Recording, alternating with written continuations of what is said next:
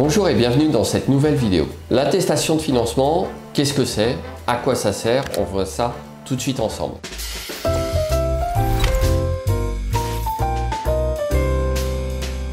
Je suis Dimitri Boujard, l'avocat investisseur.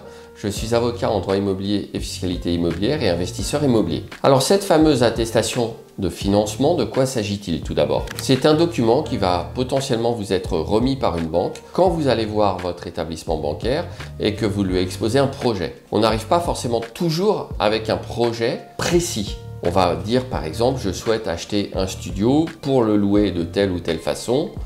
Et voici ma situation financière, combien pouvez-vous me prêter? Ça ne fonctionne pas avec toutes les banques, c'est-à-dire que certaines banques n'ont pas le temps de faire ce type de rendez-vous et en tout état de cause ne souhaitent pas délivrer une attestation de financement. Elles ne souhaitent pas quelque part s'engager. Évidemment, on va voir les conséquences juridiques de ce genre de document. Mais par contre, c'est quelque chose qui est en période plus difficile pour obtenir des crédits et donc pour acheter, peut être de nature à rassurer le vendeur du bien immobilier, puisque vous arrivez avec un document qui dit qu'a priori la banque va vous suivre à hauteur de X dizaines de milliers ou centaines de milliers d'euros dans un achat immobilier.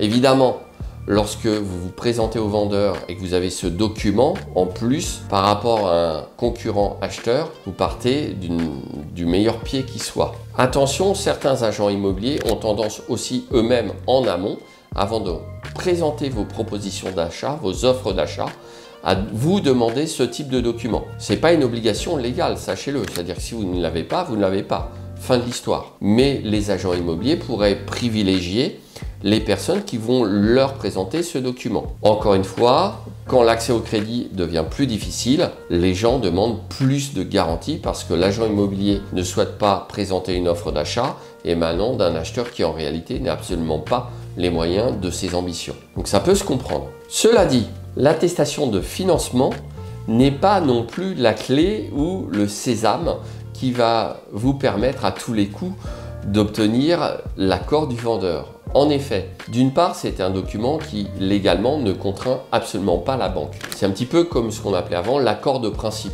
L'attestation de financement, c'est plus joli comme terminologie, mais c'est à peu près la même chose. Donc l'accord de principe, c'était un courriel ou un document sur lequel la banque écrivait qu'elle était d'accord pour vous prêter 150 000 euros. Mais voilà, c'était juste un accord de principe qui n'est pas plus formalisé et qui n'engage pas plus la banque que ça. Donc ça rassure, on sait à peu près où on en est en termes de capacité d'emprunt.